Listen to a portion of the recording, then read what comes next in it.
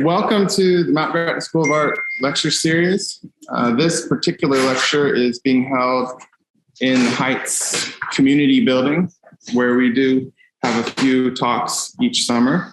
And I want to thank Stinson Strout for his support of our summer lecture series and a few of our sponsors, Purpose One, Visual Marketing, Mount Gretna Arts Council, the William Drindle Fund of the United Methodist Church, the Rodney G. DeHaven Fund, the Rosemary Beck Foundation, Golden Foundation, and the Thomas A. and Georgina T. Rousseau Family Foundation. And a little bit, real quick, about the Four Pillars Artist Residency. When we started the school, we wanted to make opportunities for artists to engage with us at different levels. The idea is 2 of the artists each summer are alumni, and 2 of the artists each summer are new to Mount Gretna. And Emily Zuch and Colleen Kelsey, who's with me today, are new to Mount Gretna. And maybe they knew about the school because of its buzz or whatever, and heard about the residency. And so what they do is they get about 4 weeks to paint and help me keep order in the faculty cottage. And they do a workshop and this lecture, but mostly they're working. And then one of our goals is to try to promote them and their work and get it in front of new audiences through the lecture and then some shows. Fortunately, we do have one coming up at the Susquehanna Arts Museum for the Four Pillars artists. I think it opens really soon, August 8th. It's the first Friday in August, so it wouldn't be the 8th. But it is up for a few months at the Susquehanna Art Museum in Harrisburg, Pennsylvania. So what we'll do is I'll introduce the artist briefly, and then they'll give about a 20-minute talk or so, and then I'll introduce the next artist, and then they'll give their 20-minute talk, and then we'll have a time for a Q&A at the end, where you might, in the meantime, be thinking if you have a question that could apply to both of them. It's okay to have a question that applies to only one, but sometimes it's fun to have a little bit of both. And anyone online can ask questions through chat feature on Facebook or Zoom. All right. So Colleen Kelsey is an alumni of my own alma mater, American University, where she got her MFA. And I was going to quiz her a little bit. Where did you get your BFA? Asbury College, yeah. And I would just say that seeing her coming in here this summer, both of the artists in residence, they just know how to land in their studios. They may not feel that way, but for me watching and get going, it was really rewarding to see the output from Colleen's studio this summer. And she'll say a little more about herself as part of her talk. I think I can really relate to you students. I went to Chautauqua Art Institute for a couple summers, so I had like a really similar experience. And Chautauqua really cemented my knowing that this is what I wanted to do. You know, just having that intense daily experience of making work, meeting amazing teachers was life-changing. And I have to say thank you to Jay for making this school, because it is the only one really in our country right now that really focuses on painting. So you guys are really lucky to be here. And I feel extremely lucky to be here. Again, I feel like it's like another life-changing experience, having a month to just concentrate on my work. Asbury College was a small college down in Kentucky. And my teacher, Cliff Davis, his big thing is he would take us on tours. And I went and saw art museums all over the country. So that was a really big part of my art making experience, is actually visiting museums. And I guess we're going to look at some work that I've made. We're going to start looking at a couple of artists that I've been thinking about a lot. We're looking at a Giotto meeting at the Golden Gate. Part of my master's at American University is we traveled to Italy. So I was able to see the Arena Chapel in person. And it's something that I've been thinking about, and this imagery has come up in my work a lot. I'm always been drawn to the figure. I went to a very conservative school. I was raised like kind of conservative Christian family. So I went to the college. It made sense with that ideology when I was younger. So all the models were clothed. which was a little annoying when you like to draw figures. So my other professor there, Ross Circle, taught over at University of Kentucky. So I would go over there and draw the model. And I drew the model and painted the model as much as I could. I just loved working with the figure. So the thing about the Giotto that I'm interested in is about the compression of space. It has all those modernist problems that we think about plasticity, about overlapping planes. And the Bruegel, I saw that recently in Detroit last year. And again, very similar compression of space, movement, patterning, repetition, all those wonderful things that make that an interesting image to look at, and how it was crafted. Another thing that I'm thinking about often is color. It took me a long time to warm up to Paul Klee. With Klee, I just didn't get it, and it was just this really wonderful kind of awakening for me when I started really understanding color on a deeper level. And that for me, that growth happened when I started teaching color at a couple of universities. And so Klee talks a lot about contrast. And he also learned this, from Johann Itten. Joseph Albers talks about a lot about this. So we think about contrast of dark and light, warm and cool, and tonal sense of colors versus color as light. So these are things I'm thinking a lot about in my work. I think color is actually the hardest element to work with when making work. So it's something that I'm always kind of responding to and learning about. In the middle, Juan Fernandez, El Labrador. And it's interesting, Giorgio Morandi. These two artists, one is Spanish, one is Italian. They both lived in kind of their hometowns. They didn't go out and seek fame. And they made these beautiful, quiet, very delicate paintings about color. Fernandez, the green in his colors, there were some problems with the green over time. Some of it faded. But you can see just the tonality of the warmth and the cools and the delicate way that he created that painting. And I'm really interested in kind of like that Spanish aesthetic of how they set up the space with this dark background, right? And Giorgio Morandi, his colors are so delicate. This is at the Toledo Art Museum. So that's why I picked that one. So it's one I've spent time with. And, like the whites are milky white. The way he applies the paint, just that thick kind of tender construction that he puts on his paintings are just so delightful. There's like these cools and warms. Doesn't translate at all on the slide, but that's kind of what gets me excited when it comes to color and painting.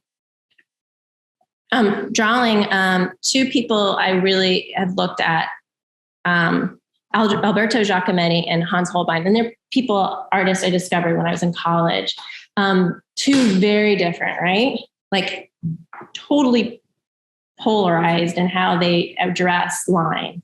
For me, Alberto Giacometti uses a scribbled line gesture, and he came out of the Surrealist movement. And I talked about this during the workshop where they use this thing called automatic drawing, where they would draw from their subconscious by allowing the line to find the form, right? So we are constantly like little cameras bringing in all this information, and it's just being still enough and being available to have those images come up. So automatic drawing is something I use often in my studio to find imagery for my work. And then I build from there with more purpose and intention.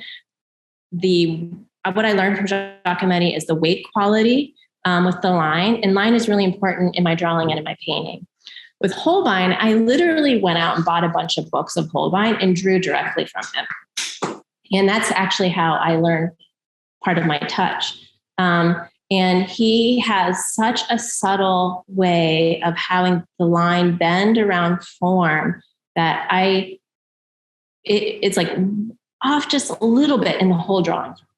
Right. So, and he's so delicate when he builds the drawing. He doesn't get, and he's not heavy handed. It's a very soft. And what I learned from him, I was telling the students the other day that you're either a line drawing and then you learn value, or you're a value person and learn drawing. So I was a line person and I had to learn to do value. So now I'm like totally sucked in, and you'll see why in a second. I'm just going to show you briefly a couple of works to give you like a background. So this is just an example of work for 3 years. And in this time, I'm a mother of 3. I have 3 kids, and my kids were little. So I was working, and for those of you who might become parents, it's okay. You still make work. My work was though small and on paper. And, my windows in the studio were between an hour and 3 hours at the most. So there were little moments of time. So it was a lot of pencil and paper with ink and watercolor. And then the gift of being a parent was that since you lose that element of time, I couldn't question myself anymore. I couldn't be like, oh, that's a stupid idea, or this sucks. All that like hyper criticism that the mind does with that self-judgment. I was like, you know what? I don't have time for this. I'm just going to make, and I'm going to accept what happens. And that was a really wonderful gift. But also it made me start seeing the mind, right, as a separate reality that I didn't have to believe, which I'll go into in a little bit. The subjects of these works you could see are the family, the odalisque. Again, I love the nude figure. These are all invented imagery. Some are sourced from an artist, and lovers. And then I started painting in acrylic. I really wanted to, again, start thinking about Paul Klee's color, right? Color relationship. So I'm not using local color. I'm using invented color. I'm thinking as color as light, right? Not tonal at all. The drawing on the top left is actually invented. That began as an automatic drawing. I had no idea 2 figures would appear.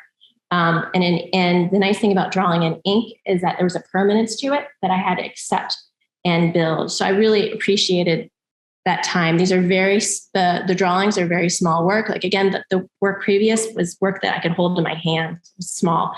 I'm getting bigger here. But I was really kind of not happy with the acrylic. It was always drying faster than I wanted it to. It didn't have like a sense of layering or luminosity that I was hoping I could get for oil paint. Again, the subject matter is still kind of about relationships, that maternal love, the solitary figure. And I'd have imagery come like the tumbling figure or the falling figure or the embraced couple in the work. So this brings us up to like kind of a more current work that I've been working on. This is 2020. Around that time that I was making the really small work on paper, I was diagnosed with interstitial cystitis. And that's a chronic pain condition that I'll have for the rest of my life. Because there's no cure. And so part of that mind work and being awareness of the mind is now I had to have my relationship with my body change. And when I have flares, I'm in remission now. I've been in and out of remission, but when I have flares with my health, the pain can be as much as a cancer patient would have. So it's pretty scary to be in that much pain. My relationship with my mind, watching my stress, I'm building much more awareness. So these 2 drawings are, I love black wing pencils. They're graphite on paper. I work in sketchbooks because that way my drawings are all in one place and they're ready and I can pick them up and move them around. And I just make sure I buy good paper. Like Strathmore has a really nice sketchbook. So if I have a drawing I like, I can cut it out and frame it. But my drawing is really important to me. So some of the things that are happening here, you can see that there's a compression of space with the drawing on the left that going back to the Bruegel And then on the right, we have some transparency with handshake, where I'm thinking about light, I'm thinking about overlapping, and we're having like this kind of compression of space. So yeah, here's another drawing. So touch is really important, and how I use my body with my materials, the touch of the pencil to the paper, the pressure. I'm thinking again, as you can see, this is an early drawing that I again work later into a painting. This drawing becomes a study for and painting about intuition, and the flower is a calendula flower, which is a healing flower used in many different countries. It's also a spiritual flower that they use at shrines in India. So I'm thinking about that kind of spirituality, right? And she's in an intuitive posture where there's kind of a transparency of the hand over the arm, and the shadows over the table, so that she is melting into her space, right? So I received a Montgomery County Arts Individual Artist Grant to attend a residency. So part of that is I was going to jump from acrylic to oils, but I was going to go old school. I wanted to do indirect painting where I was glazing. So I wanted to figure out how can I show transparency with color and use color as luminosity. This painting is called Children Grown. These are actually, so I would work directly from my drawings. I didn't always do that, but because these are indirect paintings, I really wanted an idea of where I was going. And in the indirect paintings, I would paint either in black and white or burnt umber or another color, and paint it out in an underpainting. And then I would glaze colors on top of it. So this is me imagining my 3 children grown as adults. My son was very upset about his chin. He was like, "Mom, so what do you think I'm going to look like?" And I was like, "Emerson, we'll see." And so that's Lila, Emerson, and Zoe. And, I'm just working with compression of space, figuring out this technique. Here we think back to the Giotto's kiss. I do like to kind of have gender fluid figures sometimes in my work, where you don't know if it's a man or a woman, and that viewer decides. These are small paintings. They're 12 by 12.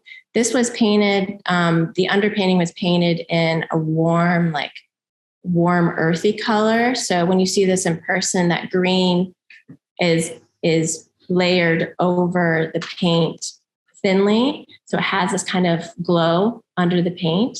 So with indirect painting, wherever is brighter and lighter, you go thicker with your paint. Whatever's darker, you keep it thinner. So it's kind of opposite what you think it would be.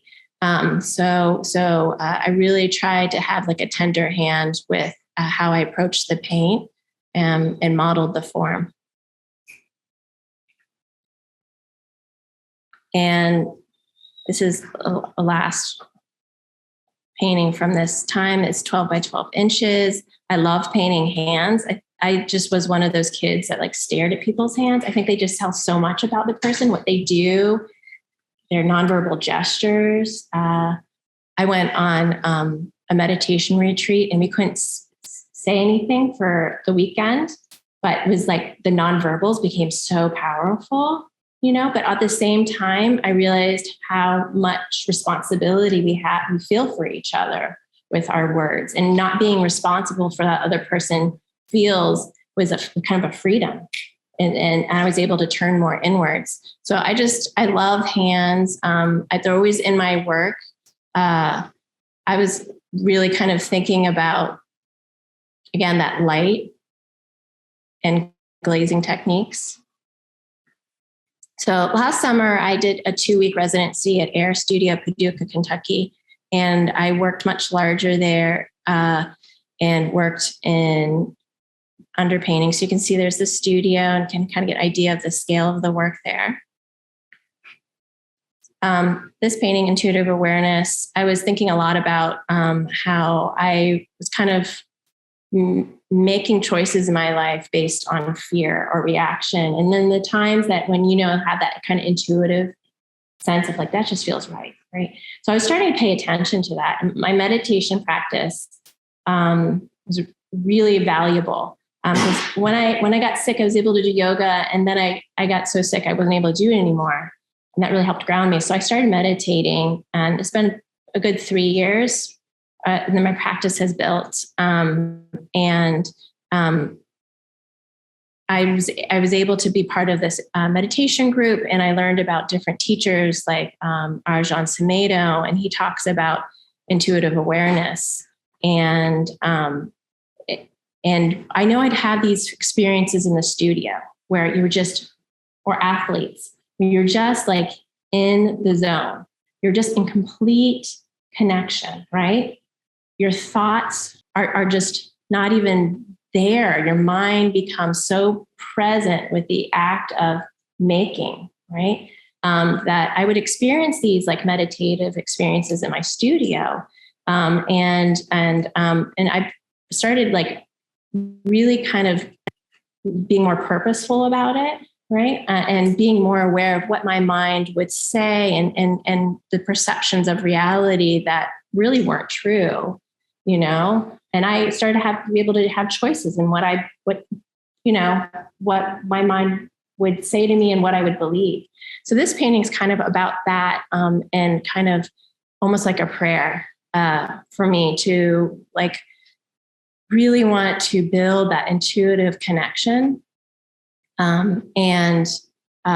It doesn't mean that life isn't going to like all of a sudden be like cherries and like sunflowers and like beautiful just because I followed something intuitive. It's, shit still happened, right? Like, I accepted a job and it was a crappy job. It felt right at the time. And it brought, it brought good things in my life at the same time too. But so this painting, it's kind of doesn't photograph well because I used limestone and wax and some glazing in there. So the hair is very matte. It didn't photograph well in the top left corner, didn't photograph very well, but you can see I'm using like layers of light and shadow and transparency in there. Another subject that kept coming up was these like community of figures. And so I was drawing like these tumbling figures in my sketchbooks. And I love the compression of space. We had protests happening in our communities. Black Lives Matter, the Women's March, there was just so much conflict. And I wanted to address that. I wanted to be part of that. And I know conflict's an important thing because if there's no conflict, then one person has more power than the other, right? So this imagery is kind of like a spinning turbine based on the center, kind of evolving around like a pinwheel. And I'm, again, got that impression of space, overlapping of forms. And this is a really big painting. This is 3 feet by 4 feet. Negative space and the interconnections of space are really excited when I can find those, when things just kind of lock in and relate to each other. I love Dutch painting when they activate the edges. Some person literally like leaning up against the edge of the painting, it's just, I love humor, anything that's kind of funny or weird, or a still life stumble, falling out of the bottom right side you would see in a painting. So here you can definitely see some glazing techniques. I'm using a lot of alizarin crimson to highlight almost a light source coming in. And, this is all invented. So I'm just really kind of glazing colors and creating those illusions of shadows and shapes. And here we have a painting about called The Embrace, about holding each other tenderly, but yet we're kind of falling apart with our limbs and as feet as symbols about where we're walking to and where we're standing. I'm always looking for these big, strong rhythms like that, how his hand wraps around to the face and hers wraps around behind him, about the layering of the feet and the cast shadows and the light. One thing I get really excited as a painter is literally the paint, right? The paint quality, like scumbling it on versus glazing it on, the immediacy of the paint. And I appreciated this technique, but I really missed kind of like a responsiveness that I had in drawing, especially, Giacometti's. We think back to that wonderful kind of reactionary line that he would get. So I wanted to kind of come back and work differently, building on what I learned. While I was making all that work, I was making a ton of studies. So studies were kind of like my play. Like as I would make these big paintings, I would make small studies, and I have a ton of them. So here's just two examples. They're small. I love working small, so intimate at scale. And I'm thinking about color again. I've got limestone and wax in that painting on the left, and it's very thickly painted. I'm thinking about color temperatures, muting my colors. I love mixing my complementary colors to kind of get that perfect neutral that's slightly warm or slightly cool. And it's up to a next color, and they just kind of sing and hum. I mean, I get so excited when that happens in the paintings.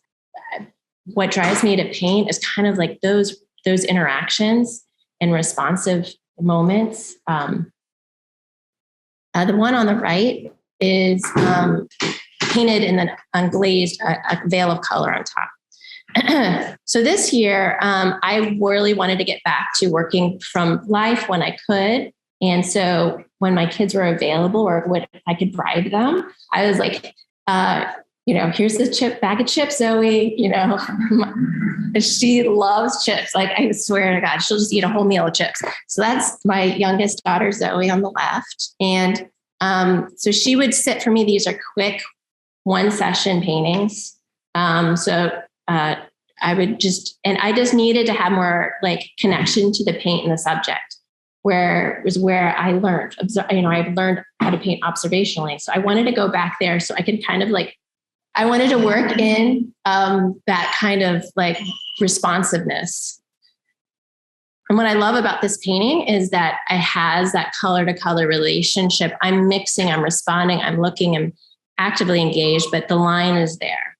And I love bringing in the line, but the line has to be very carefully placed. If it's just drawing around the form, it flattens the image.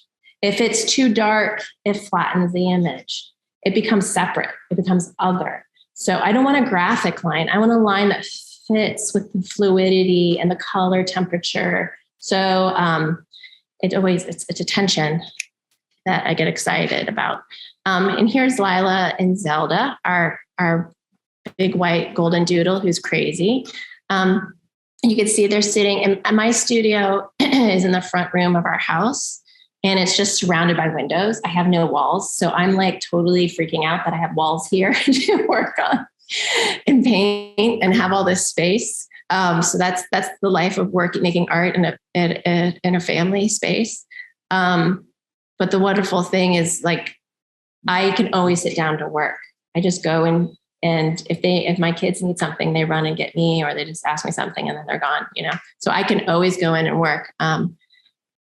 So again, I'm responding to what I'm seeing, thinking about color temperatures, mixing all my colors. Nothing is local, straight out of the tube, really.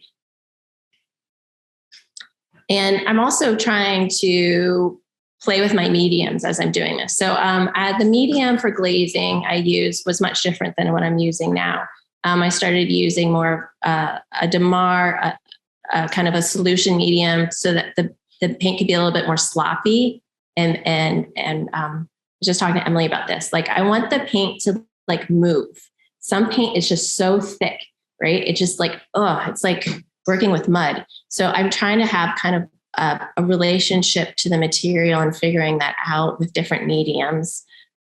And I'm trying to bring in that drawing element, that immediate responsive nature that I like in my drawing in the painting. So I'm not drawing it and then painting it. I'm smushing it together, right? But what I'm using drawing now more is so this I've been working on since the winter, the painting on the right. I just took a shot of it in my studio today. So it's totally not done. I'll show it to you. I came up with the tumbling figures in my sketchbook, again, in response to that whole idea of the protest work called Night.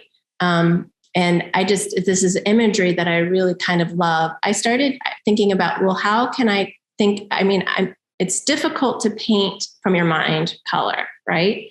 Clay had the confidence to do it. He said he's traveled so much and he's studied so much color that he was like, I am color. And he would just invent the color because he had confidence to do it. So I started building these little baby plasticine models that you could see in the top left so that I could see color built and just formal structures to respond to. I also started making sculptures out of paper mache as models to paint from in the future, but I kind of fell in love with them as objects that I might actually just exhibit. So one on the top is the first. But what I'm doing now with drawing is I'm painting and then I draw for my paintings. I paint and then I draw for my paintings. I'm kind of doing it opposite of what I was doing before, where I was drawing and then painting. And I'm trying to figure out the forms and the value relationships and looking for those interesting spatial changes that the painting needs. I just wanted to show you a progress of a painting that I did finish recently. That's going to be at the Susquehanna Art Museum exhibition. And you can see the imagery is kind of similar to the intuitive awareness painting that we saw that I made in 2020. On the left is I'm working on unstretched linen, which I then mounted on panel. And I was talking to a student about this. Like, that's really, if you guys have extra canvas, it's great just to cut it up and gesso it, as long as it's not too big. So you can have studies going on your work. It's kind of like a little gift for yourself, like, because sometimes painting on a big painting can be sucking the life out of you, right? Because it's not giving you much back. So sometimes I like to have these little studies. So regardless, so the drawing is the first sequence from left to right as I'm responding to the painting as it evolves and changes. And here's the last slide. This is called the flower smeller. I have a big garden in my backyard. And so I spent a month getting it ready in the spring. And I love gardening. I have a lot of plants in my house. Again, it's like really feels like a magical moment anytime something grows. I'm like, I didn't think you'd do that. It's just like my painting. Like, I didn't think this would happen. So here we have a solitary figure. And what I loved, what was interesting, was the use of color and the flipping of color, of dark to light, of warm to cool, the movement and the circular composition of the arms, the hands, up through the vase. Oh, everything's kind of overlapping each other in a way. The frontality of the picture plane is one thing's over another, one thing's over another. So there's kind of like this wonderful plasticity and pressure that happens in the composition that I'm always kind of interested in. And that's it. Okay, thank you. So I'm going to do a little switch over. I'm going to introduce now Emily Zuch, who is here from New York. Just before coming to Mount Gretna, she was doing a Golden family residency.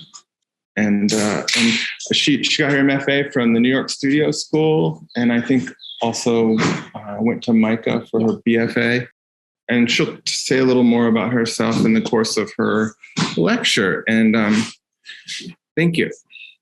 Before I begin, I just want to say thank you to Jay for such an amazing experience. It really has been one of those unforgettable art experiences. So yeah, I'm really, really grateful for the month so far.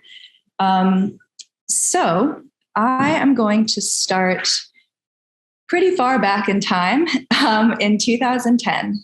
So the reason I wanted to start there is because, like Colleen, I also went to Chautauqua, which was, a similar experience to this. Lots of amazing artists. And it really set me in a way on a path that I'm still following today in some ways. So it was a pretty transformative summer for me. So this I made right before I left for Chautauqua. I was in grad school at studio school. I just finished my first year. I had been painting in like every different direction and just absorbing all this information and was kind of like overloaded. So when the year ended, I didn't really know what to do. I was kind of at a loss. And I had like a month before I was leaving for Chautauqua. So I set up an easel in my bedroom and just started painting what was in front of me, started painting still lifes. And as I've said to those of you that were in the workshop, the Still Life workshop a couple weeks ago, I find that can be a really nice way to kind of get into painting if you're feeling lost or stuck or not sure what to do. So I got to Chautauqua. I was really interested in painting this kind of like magical, fantastical imagery. That's always been something that I've been really drawn to. But I never really knew kind of how to approach it. And I've always loved painting from observation. It's like just kind of the thing that makes me feel the most connected and the most alive, and the thing that I just always feel drawn to doing. So it's not this painting. It's a previous painting that I decided not to show here because I don't like it. But I had this kind of narrative in my mind. And I set up a still life that was sort of like a scene from that narrative and painted it. And it kind of sparked this idea that I could build the things I wanted to paint. I could build scenes of this kind of magical imagery and paint it. So this was sort of the idea of like fairy rings. Like some of the sculptures or the little statuettes at the bottom I made out of ceramics. Some are just like toys. I built those trees out of newspaper and wood. It's sort of like imagery that I might have wanted to paint when I was like 13, but I didn't know how. So when I kind of learned how, I was kind of getting something out of my system in a way. So I really liked the kind of equalizing nature of paint. Like being able to take a dinosaur, a toy dinosaur, and like a cutout magazine images of like planets or kind of astronomical events happening, and just have them all in one painting and all have like be able to like take their meanings with them and kind of have equal weight in this painted space. So when I got back to New York, I was still at studio school. And yeah, this summer just sent me on this path of making these setups and painting them. A lot of the time they carried narratives with them. So this is the story of the Lorelei, which is like a German siren, basically. So she lives in a river and lures men to their deaths. So some of the imagery is really quite literal, like maybe a little cringy, you know? So there's a couple of like drowned men at the bottom there hanging. The gorilla is sort of like a man wishing to reach the siren. But another part of it was kind of giving myself an excuse to paint things that I wanted to paint. So like here it was all of these like glasses, all of this transparency and like different, you know, filled with different colors of liquid. That was just something that like really excited me to try and paint. So it ended up in this still life. So I started kind of building these characters that were these loose archetypes in a way. And they would appear in multiple paintings. So that figure on the left, that's the cat man, and he's kind of a trickster figure. And he's, you know, been in a few paintings. The troll kind of comes back. And these are really quite large.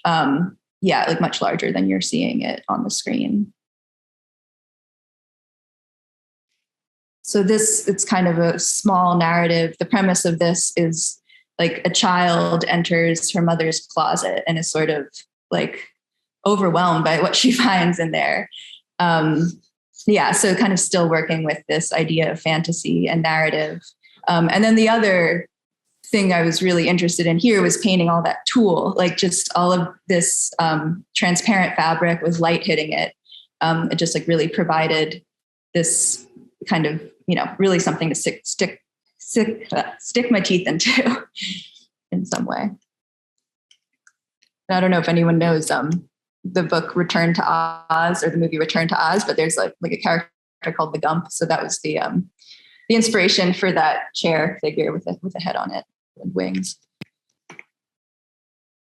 So this is about a girl that's kind of wandering through the woods and stops in a clearing to rest, and then sort of sinks into the earth and becomes kind of a shadow in the ground. And you can see in the back that the Catman figure kind of came back in a different iteration, kind of like lurking in the background this time. I was also kind of interested in like the symbolic nature of the things I was painting, like that beat sort of becomes a heart there. So different things kind of carried their meanings with them in different ways in these. So after graduating, I was once again painting in lots of different directions, kind of flailing around in some ways, made lots and lots of work that I didn't think was very successful. And eventually ended up back at making setups. It just kind of was a way of working that I discovered just worked for me. It kept me going. So I thought, why not keep going with that? But the nature of the setups changed. I started to become more interested in flatness, kind of the juxtaposition of flat things versus more volumetric things, and that kind of like transparent layering of color. Also, the window became a really big deal in these paintings. And then whatever was happening outside there. So like with the seasons would, change the paintings completely and the color that ended up in there. The imagery also changed. So rather than, it kind of like shifted a little bit more to these domestic scenes and kind of more mundane things happening. But I was interested in kind of taking these like mundane actions, like hanging laundry, and like making it into this kind of like exuberant, magical event in some ways. Yeah, so you can see here when the colors, when the leaves change, the colors in the paintings change completely. So another kind of big jump in time. So for a few years, once again, I was working completely differently. Probably wouldn't even have recognized that it was the same person making the work. And eventually I ended up back again at Still Life. And this time, mirrors started coming into my work and becoming something that was really important. They have this way of like fracturing space and creating disorientation. Also, kind of embedding these transcriptions started to become more of an interest. So as they got a little bigger, I went back to making painting setups, but this time I didn't necessarily build the setup. I started to become a lot more interested in kind of the still lives that were forming naturally in my studio. And, there would definitely be some amount of manipulation, like deciding where that mirror went and, sticking things on it as the painting went on. And I kind of learned what it needed. But it wasn't this like really intensive process of building a set like it was before. So these paintings are also self-portraits for a number of reasons. Partially it's because they're portraits of the studio and I'm the one that's in the studio. Yeah, I just kind of like reminding the viewer of that fact that like a person is here, a person made this, and a person is kind of controlling it all in these canvases. I don't always show my base. Part of that is because I don't necessarily want it to be the first thing your eye goes to. There's something about eyes that like draw eyes, but also it's kind of like a hide and seek thing. It's like both, visually and in a way like emotionally. So kind of continuing in this vein, you can see there's like one of my previous paintings embedded in there. I also enjoy playing with geometry, like surface geometry. I feel like it kind of becomes a game. I like having boxes and boxes and kind of using those as like kind of each one is a little opportunity to play, right? To play with an abstraction, and kind of as many exciting abstractions as I could fit into a painting, the better, in my opinion. I also really like the way that mirrors can divide up figures, kind of like taking them apart, maybe putting them back together sometimes in a kind of strange and new way. And these as well, the window is really important. It provides that geometry a lot of the time. And also, as in those other paintings, there's a tree out there that becomes really dramatic. I feel like it, when it starts to bloom, it really like the light changes, everything just like comes alive out there. And here, obviously, this is a lot more straightforward of a self-portrait. I'm interested also kind of with these cutouts, like paper cutouts. It's sort of something that reminds you of flatness, and kind of adds to that game. It's like as you've all, I'm sure, talked about so much this summer, there's like that age-old tension between flatness and space, and how are you going to navigate those things, right? How are you going to combine them? What kind of new exciting things can you do with that? So that those kind of like flat areas are me engaging with that idea. Color relationships also are something that I think about quite a bit. I just find that to be really one of the most rewarding and exciting parts of painting. It's just like finding these moments of putting two colors together and having that like, just kind of this element of surprise that can happen with that. Yeah, so as I move forward, this is pretty recent. Most of my paintings you probably noticed, are really full. There's a lot of stuff in them. It's just kind of something I'm really drawn to. And I've been thinking more about how to maybe incorporate a little bit more emptiness, and kind of find more of a balance with that. It doesn't really come naturally to me. So it's kind of, I don't know, it's something that I'm thinking about for the future. And this brings us up almost until now. I made it the Golden Foundation last month. I went back to working on paper and am playing with, I still am playing with shaped surfaces, which adds like this whole other element of composing and deciding what, rather than deciding on a shape at the beginning, I kind of start with maybe a square and then let it grow as it wants to grow. So both moving kind of the elements of the painting and then moving the surface, it creates this kind of other dimension to play with, which is pretty fun. Yes, and that's the last one. I've been really enjoying working this way, and kind of looking forward to seeing where it goes. Yeah, that's it. Thank you guys. Sam Kelly, how has the work from each of you inspired each other this summer? I think we've been very polite. Polite in the sense that like we don't interrupt each other working, and we don't go in each other's spaces unless we're invited. But I think for me, it's like our conversations, as you guys know, just being with another painter and talking about the paintings and deep discussions about making work. I just can't have that anywhere else. So I'm really grateful for that. Yeah, me too. Yeah, I mean, it's been great with Colleen. Colleen has so much knowledge, like this huge depth of knowledge, and it's been really amazing having conversations. And I've like peeked in there a little bit. Yeah. And it's like, I love seeing, I mean, the paintings look beautiful. The drawings look beautiful. I love seeing the way that the paintings and drawings inform each other. And I feel like, yeah, there's kind of like something brewing with like the relationship of drawing, and maybe how I could develop that a little more, and how that can maybe relate to my paintings more in the future. Yeah, and I'm really inspired by Emily's work. Like just how you construct the image is gorgeous, and the painting, yeah. Hello, thank you for coming. You guys both work with figures quite prevalently. Like, what kind of started you on that path of just painting and drawing a figure? I've been interested in figures for a while. I think like, yeah, I've kind of always been interested in painting people, and my approach to it changed a lot. It's hard to get models, and I feel like that's something that poses a difficulty.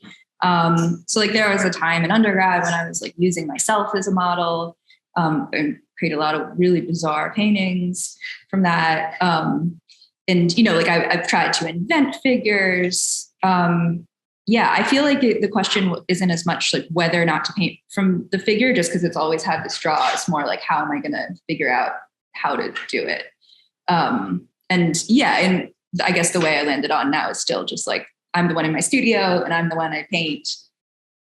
Yeah, and me too. Like in art school and in undergrad, one thing that was really wonderful is they paid for me to have models. So I would actually have models come and I have my own studio in undergrad. So I'd have my own models and I'd have in my own studio. And then I was driving to other sessions to work on the figure. So, but when I got to grad school, that was all gone.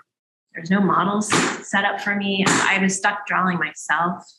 And that gets tiresome. So I did like these really strange nudes, self-portrait nudes. And then I just kind of lost my way a little bit. But again, when I started working small, it was the figure that I was most interested in. Like when I go, and the weird thing is when I look at a Morandi, they're bottles, but they're figures. And he kept those bottles and had his whole life. He had relationships with those objects, right? They weren't just like something he picked out of the garbage. They were in his studio, they were around him. So, just because it's not a figure that you're painting, it can have figuration within it, just in how you give it a soul, in a way. So I have to like, when I go to a museum, I'm not just always like running to like figure painting, but it's kind of an embodiment that you see within the work that I find most interesting.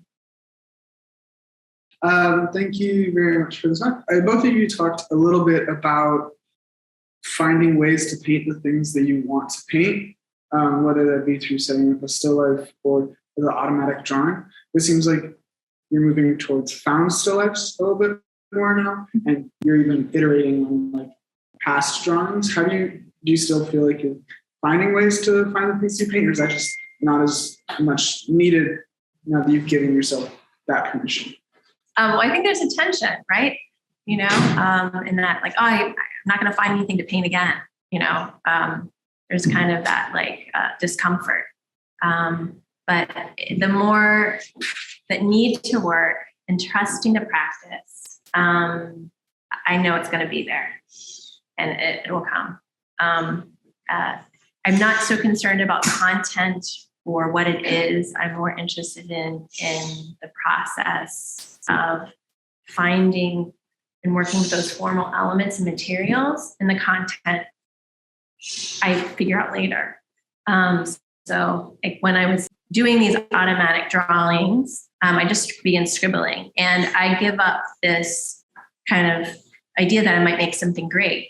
I'm just in the process, and I'm just in that experience, and I'm responding to it as I'm working the line, and something appears, and then I work with that drawing and make another drawing.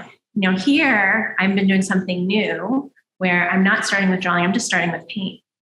And I'm working with paint and I'm moving it around and I'm finding what happens. And I was showing Ying my paintings. I was like, I don't know, Ying, they're all so different. She's like, it's just, you have different aspects to your personality, you know? So that's kind of evolving in my practice now, where I'm not beginning with painting.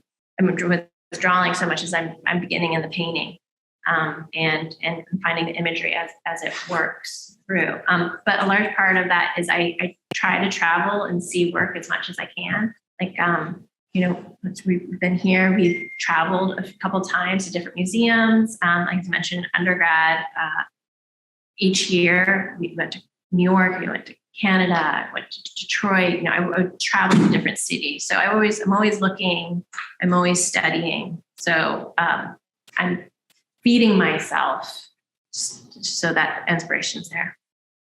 Yeah, I think that's a really interesting question. I think for me, like as I've, you know, kind of grown, the interest in what I wanted to paint changed a whole lot. So at the beginning, it was like I really wanted to tell a story. I love narrative painting and I love that kind of imagery and just was trying to find a way into that. And at this point, so there's a lot more foundness in there. It's still controlled. Like I'll still, you know, spend a few hours like figuring out where like the mirror is going and the other mirror is going to go, you know, or something like that. But I let a lot more chaos in. And I think, you know, the through line throughout my practice so far has been that kind of like love of observation and love of the physical world. And I think as I've continued to paint, it's become more about that in a way, like about perceiving and kind of dealing with this overwhelming amount of information that's out there. And like, what do you do in the face of that, you know, and painting it in a way, I think it's both a way of kind of trying to like impose order on it. It's a way of trying to connect with it. It's like trying to take it in. And it's also sort of acknowledging that you might not be able to process all of the stuff that's happening out there. So I feel like that sort of thing is something that I can kind of get at that feeling without, you know, having to spend like a week making a paper mache tree, which, you know, streamlined things a good deal. So. Okay, I have a question for Emily from Sally Frankel. How do you decide what colors to use in your paintings other than the inspiration of the seasons or the changes of light from the seasons or something? Yeah, so that's my mom. Oh. Hi. I mean, at this point, I don't necessarily put too much conscious effort into the colors in the setup. It's more like finding the colors once they're there. And kind of like when I see a color relationship that I really like, I like go for it and try to amp it up in some way. Yeah. So it's not necessarily saying, sometimes I'll be like, okay, it would be good to have something green here, but mostly it's like taking the setup and kind of like interpreting the colors in the way that feels right to me. Any other questions from the room? Okay, I think we did pretty good though. Pretty good. Yeah, thank you both.